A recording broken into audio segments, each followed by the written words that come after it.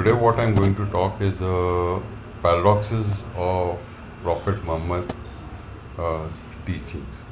Uh, as I've told you before, also, personally, I believe that Prophet Muhammad was an elevated soul. He was an elevated soul. Now, how it happened is he used to go to the cave. Like it's like this. Like for example, generally, general people, when we achieve something, we accomplish something in life, we go toward bad habits and all this. But Prophet Muhammad, being a very gentleman, once he accomplished, like he had a struggle, like when he was a kid, he was an orphan, and when he has a struggle. He had a lot of struggle, and then he was sincere in his profession. Due to this, he got married to a rich lady. Now, so he was settled. So once he was settled, he used to not go into like any vices like drinking or smoking or enjoying lavish spending or something. What he used to do is after his work, he used to go to inside a cave and do meditation, like meditation. And once in this, what happened is he experienced the reality. Now, actually, as I before also I told you that what he had experienced is it's like this, it's like he had no guide. Like for example, Jesus Christ had John the Baptist. Everyone had some teacher. Like Lord Rama had Yoga Vasishtha. Buddha had lot of teachers. He had gone through many teachers.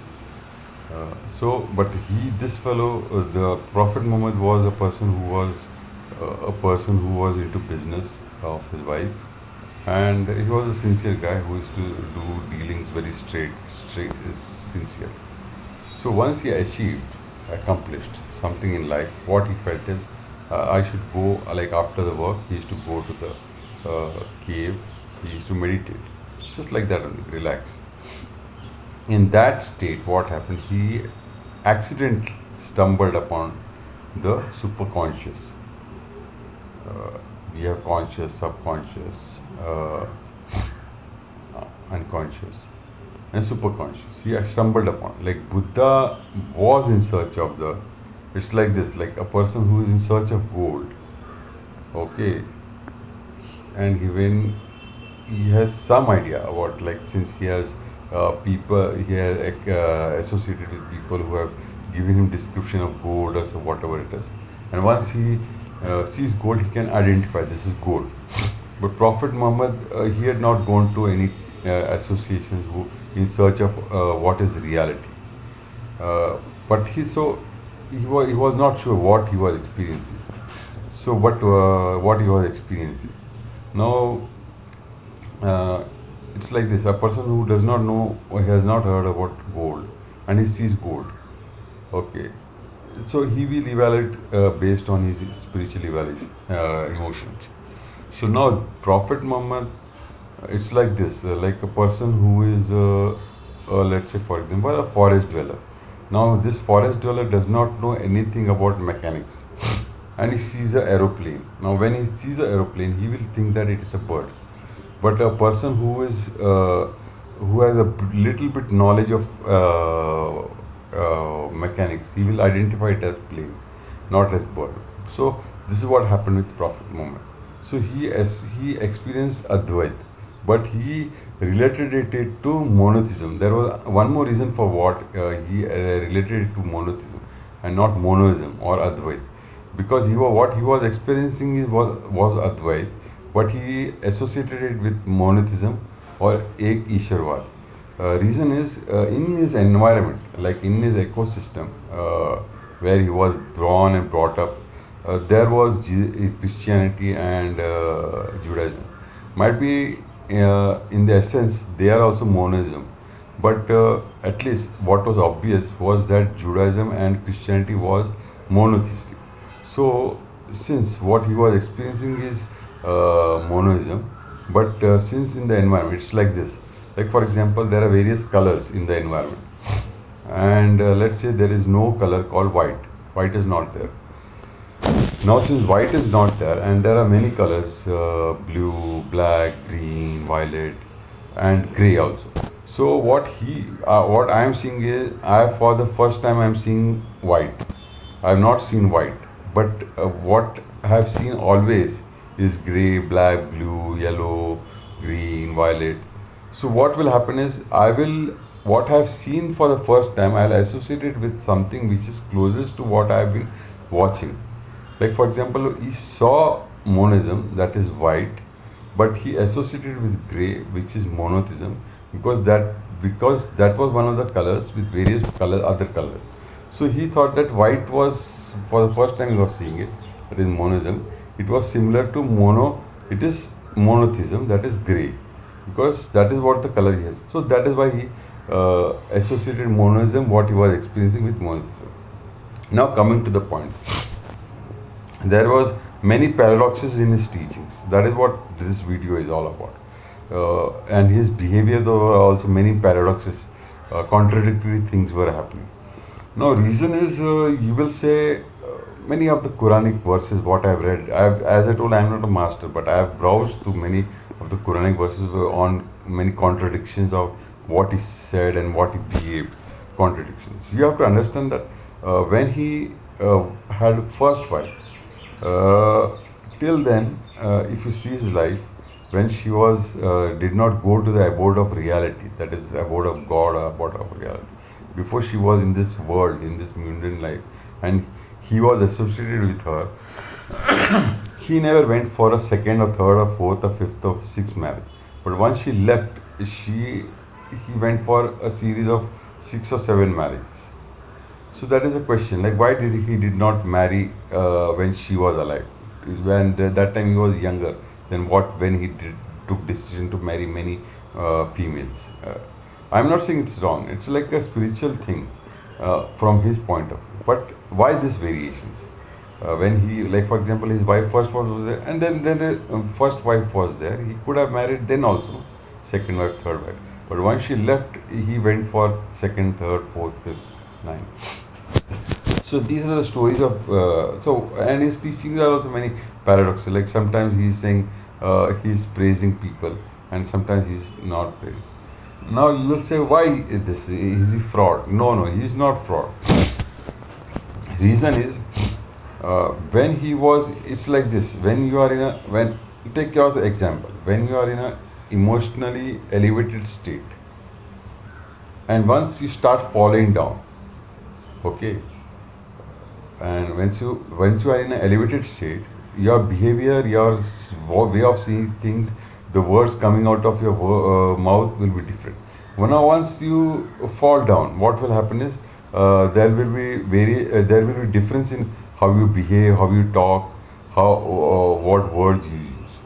Now what happened is, whenever he was in an elevated state of spirituality, he, like for example, elevated state of his spirituality, and then once he used to take a different time, and once he was coming down, it's like a barometer which goes up, like where thermometer level, it goes up and suddenly goes down, correct?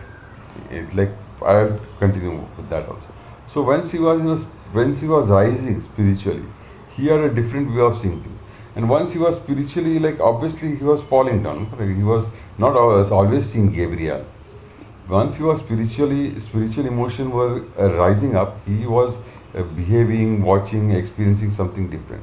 And as the spiritual emotion was coming down, when he was not meeting Gabriel, that is a very metaphor way of seeing things. But in reality, it's he was getting elevated, he was rising, and as he was rising, he was behaving, seeing things differently. As he was falling down, emotion was falling down, he was talking in a paradoxical way, contradictory way. And and this is what happens is, like for example, let's say for example, if he was in a sustaining way, like for example, once he was in an elevated state and it was always in that level, it was always in that level, it was not going up and down, up and down, up and down. So once he was elevated, and if it was like this, there would have been silence. That would have, but what we are hearing is voices. What we are using in voices. Voices comes when messages are what? Voices, correct? Messages are what? Voices, noise, words, sentences. These are messages. And voices generally come when there is variation. Like whenever I talk, why?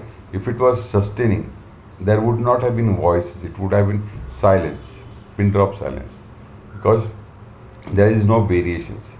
But here, what was happening with Prophet Muhammad was he was giving messages. He was getting messages. Means there was variations.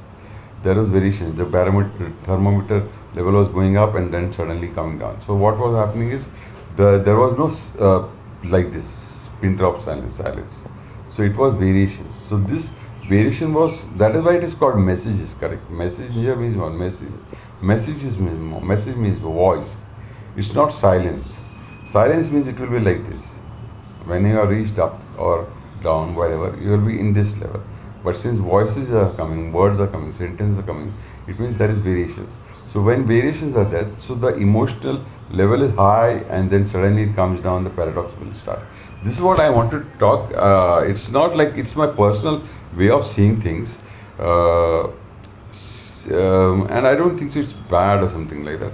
It's like it's one part of seeing the way of evaluating things. It's a beautiful experience Prophet Muhammad might have had.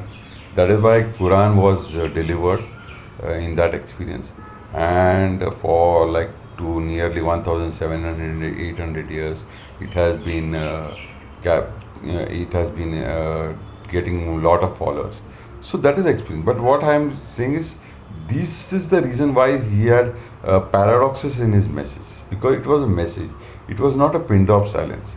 Because since if it was a pin drop silence like this, yeah, like it's like this a straight level, it is going on. That it would not have been. It would have been a pin drop silence. But since it was spiritual emotion was going up and then coming down, that is why words, voices, messages, these are variations create voices, correct? Noise or messages. So this is the reason why there are paradoxes in his messages. This is what I hope I'm not hurting anyone. I don't want. This is my personal experience, and I respect Prophet Muhammad a lot. Though I'm not a Muslim, and I don't, frankly speaking, I don't believe in the concept of conversion or something like that. It's just an experience of understanding people or theories and ideas. This is what I enjoy. And I have due respect, great respect to Prophet Muhammad and many of the great thinkers who have come in the world, like Lord Krishna, Lord Rama, Buddha, Christ, Mahavir, uh, Zoroaster. But on my personal level, I try to evaluate things from my logical plane. Might be I have not experienced that much of spirituality as these people have experienced, but I try to use my brains and try to understand things. That's all. No hard feelings, just my personal experience. That's all. Thank you very much.